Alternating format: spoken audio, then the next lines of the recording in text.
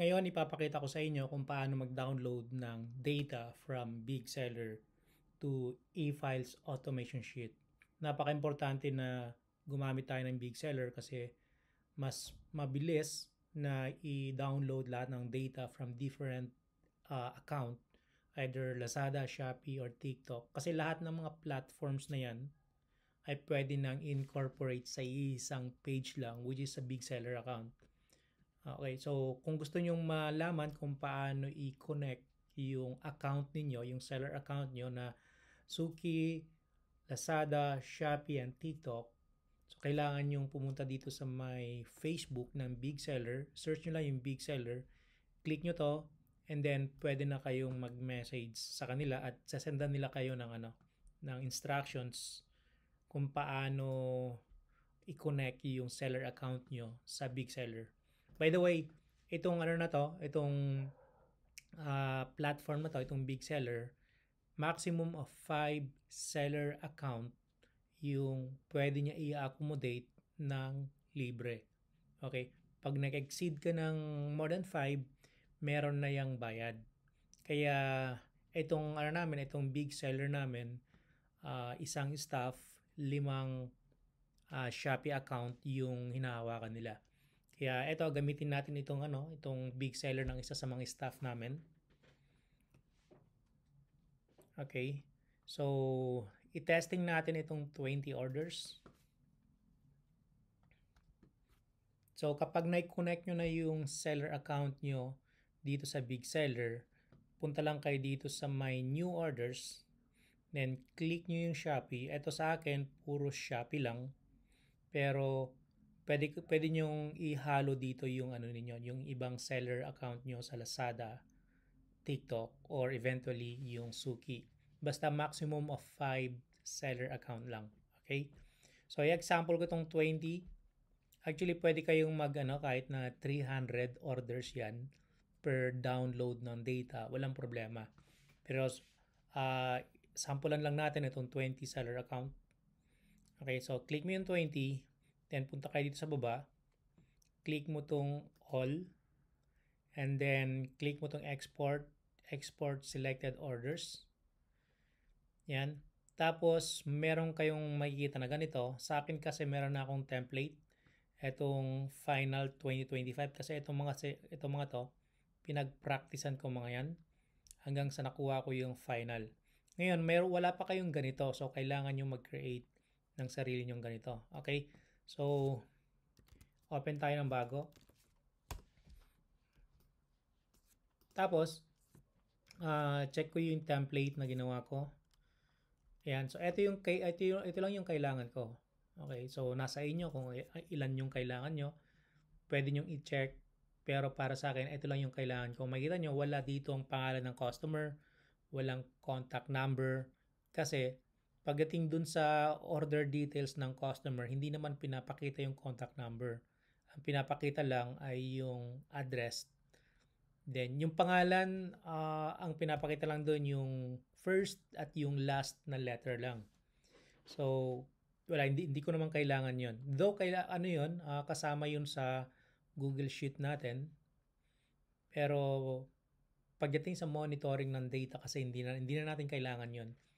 Maliban na lang kung Facebook yung pinanggagalingan ng orders. Of course, kailangan mo yung pangalan, yung address, contact number kasi tatawagan mo yun pagka nagkaroon ng problema yung delivery. Pero sa Shopee, Lazada, TikTok kasi hindi mo kailangan tawagan.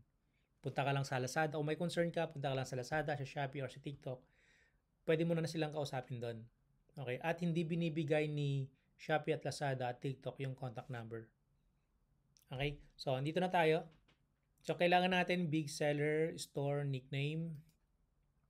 So, eto, ulitin natin yung export, 20, then click mo yung all. By the way, ang maximum na pwede mong i-download dito ay 300 per page. Pwede kang mag-2 page, 3 page, o 4 na page, or more than that. So, gawin mo lang, ito lang 300. Okay, ibig sabihin, 1 page, meron 300 na orders. So, pag na-download mo na to, kung more than 300 yung orders sa'yo, i-download mo muna yung 300 and then isunod mo yung remaining. Okay? So, sa ngayon, 20 lang yung isa-sample natin. Then after nun, select or export, select orders, then add custom template. Yan. Then lagyan mo ng pangalan dito. Okay. So sa akin March 2025 kasi March ngayon. And then balik tayo dito. Kailangan big seller store nickname. Big seller store nickname. Big seller. Ayan. Then yung next ay SKU. So ito. Kung hindi mo alam kung paano gawin to, ay search mo na lang, check mo na lang yung manual mo na lang dito. Pero yung ginawa ko kasi Command F kung naka iOS ka na laptop. Command F lang. Pagdating sa ibang computer, hindi ko alam kung ano yung command nun. I think Control F yata. Quantity. And then shipping option.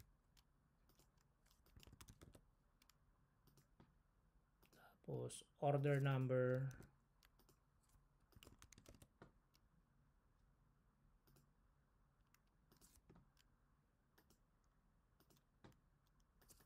Product subtotal.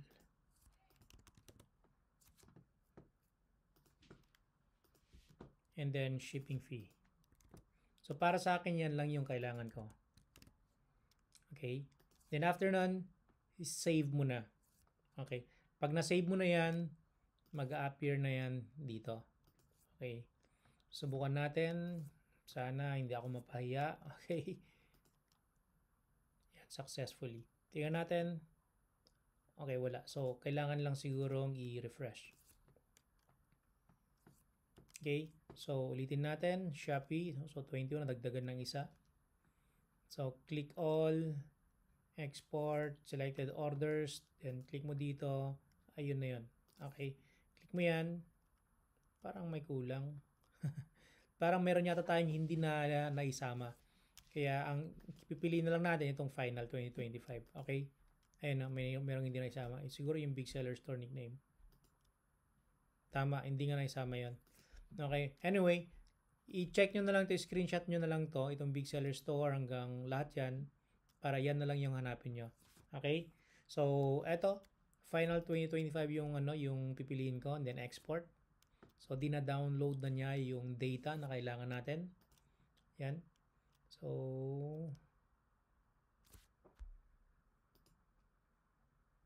hintayin lang natin. Ito yun, no? Done. Okay. Testing natin. Testing natin. Ito na yung bagong natin, bagong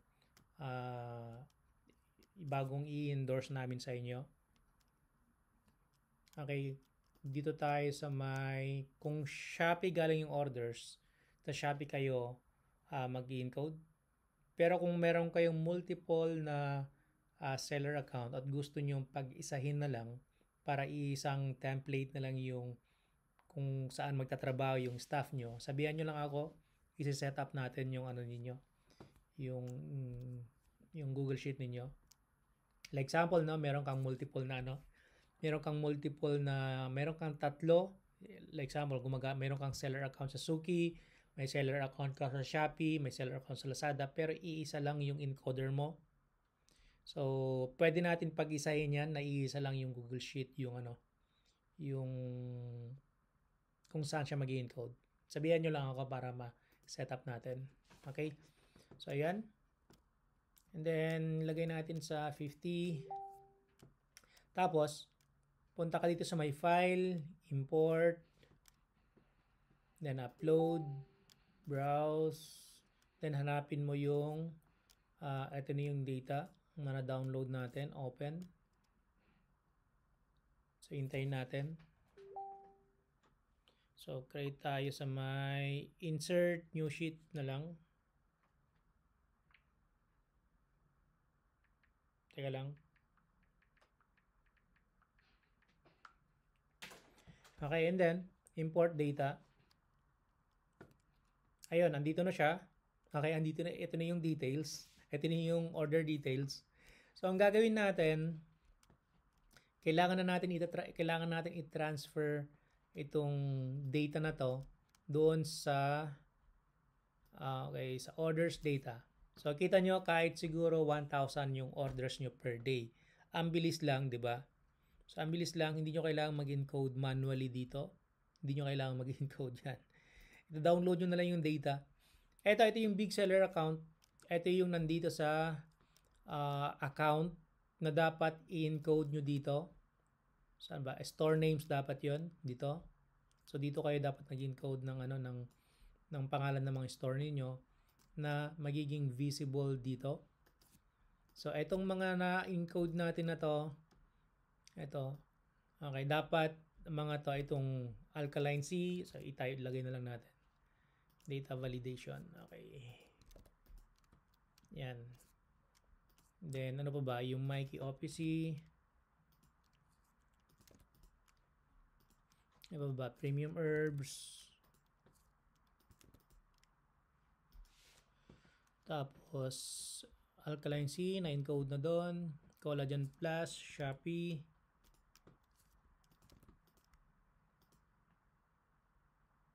Then, ilan na ba to?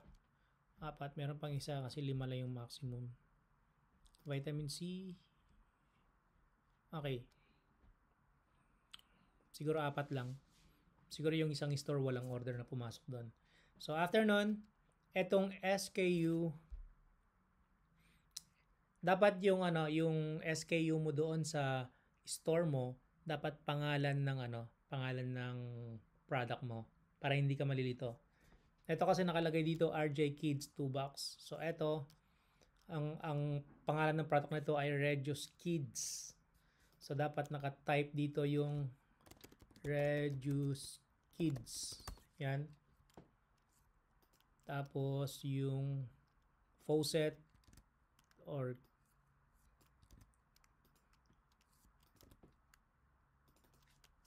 Keto Extreme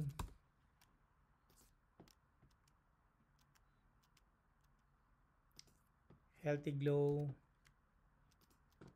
Gold.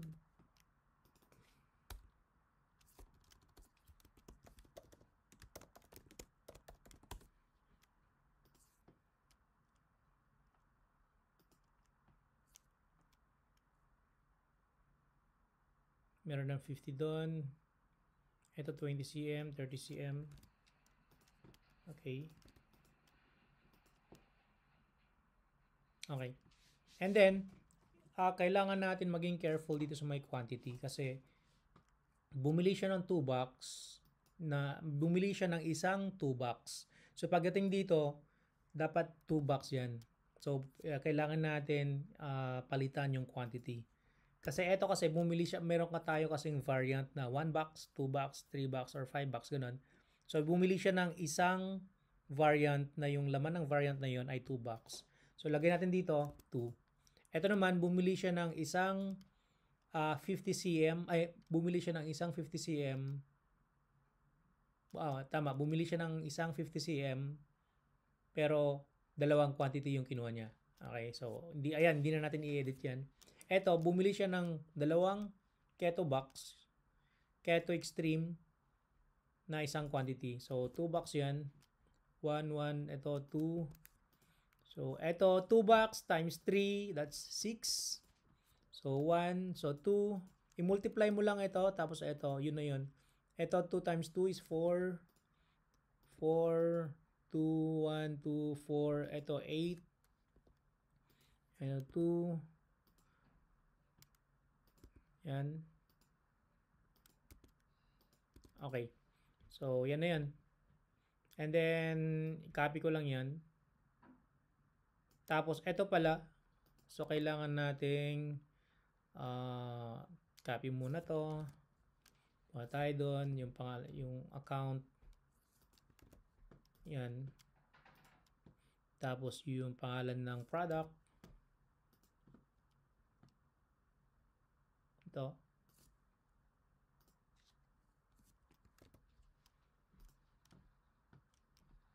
Then yung quantity, yan. So quantity tayo.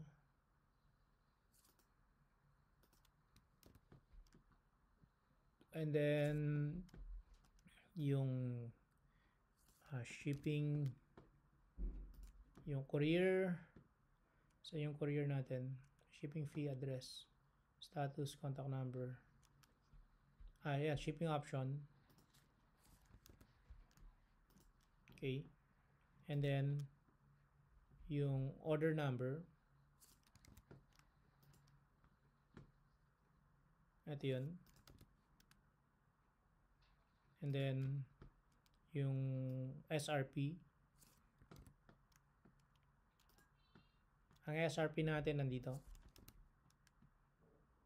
And then yung shipping fee. Take note dito sa shipping fee. Kapag charge kay customer yung shipping fee, hindi nyo na kailangan i-copy paste. Pero kapag charge sa inyo, kailangan yung i-copy paste yan. Okay? Yan, shipping fee. Asan ba yung shipping fee? Dito sa dulo. Yan. Okay.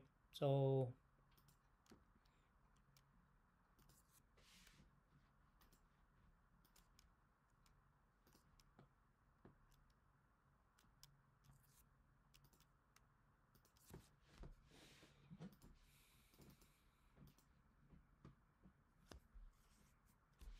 ito alkaline C.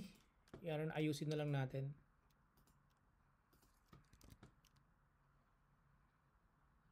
So ito hindi naman nag-error. Makikita nyo dito pag may kulay red dito. Like sample no. Tanggalin natin to. So pagdating dito,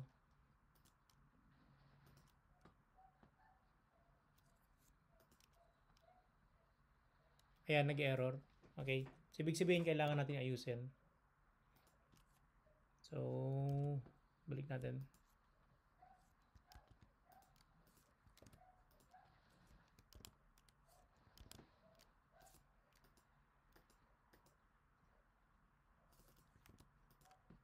Ayan, orders data. So alkaline C, lahat ng alkaline C, kailangan natin palitan ng ganito. Ito. Lahat ng Mikey OPC, kailangan natin palitan.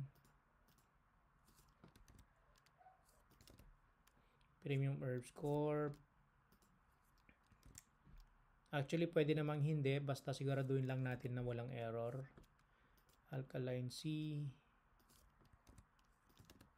Collagen Plus.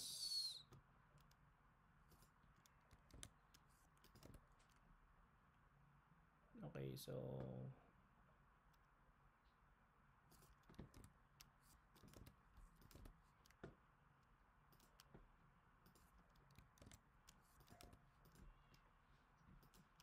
Premium Herbs.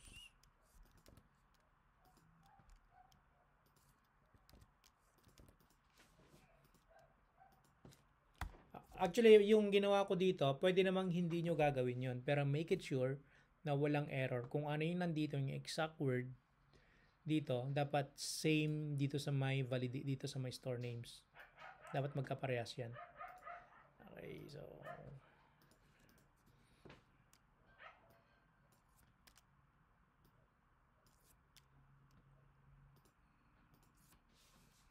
yan. Okay, orders data.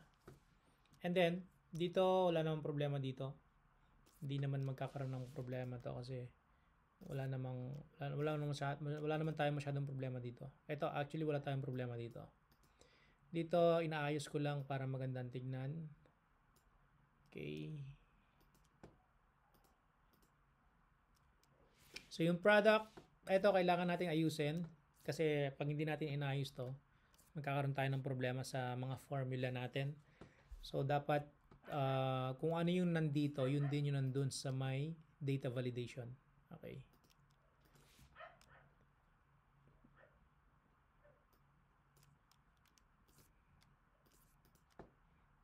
Orders data.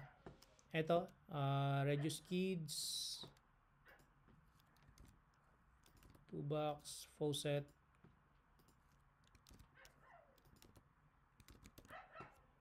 Ayan. Okay, so keto.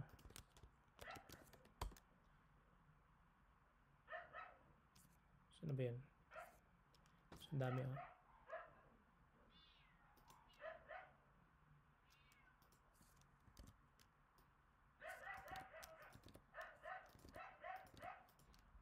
Healthy glow box. Gold. So, 20 cm.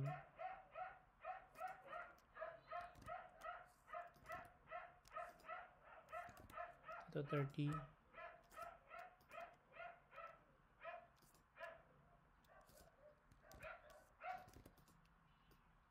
Okay. Next, eto wala tayong problema dito as long as naayos natin dito yung quantity. Okay? So, lagay natin dito. Ayusin lang natin ng konti para magandang tignan.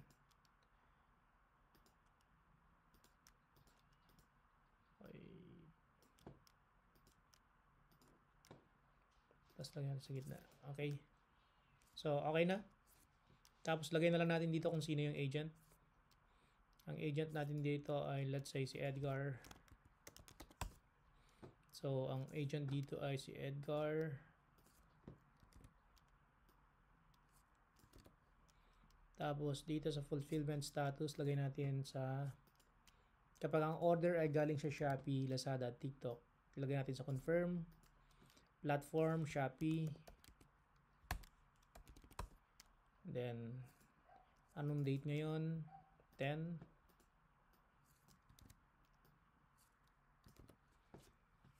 Tracking number. Actually, kapag bago pa lang yung yung order, wala talagang tracking number yan. So, wala naman tayong magiging problema dito as long as meron tayong order number, order ID. And then, eto si SPX, Shopee. Okay. Ito yun. Okay. So, yan. Tapos, eto, Shopee si Flash naman to. Flash.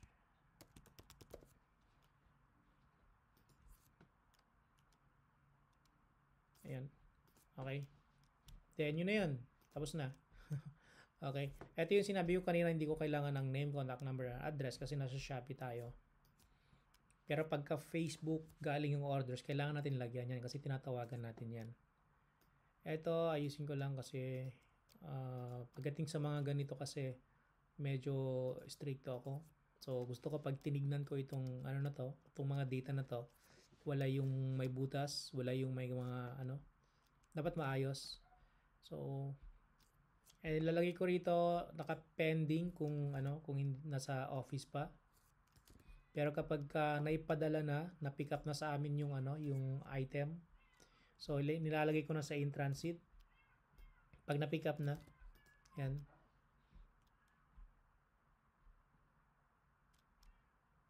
Ayun. So ganun lang kabilis mag-encode. So kahit na 1,000 yung orders per day, ang bilis lang yan mag-endorse ng ng orders. Okay, salamat and God bless.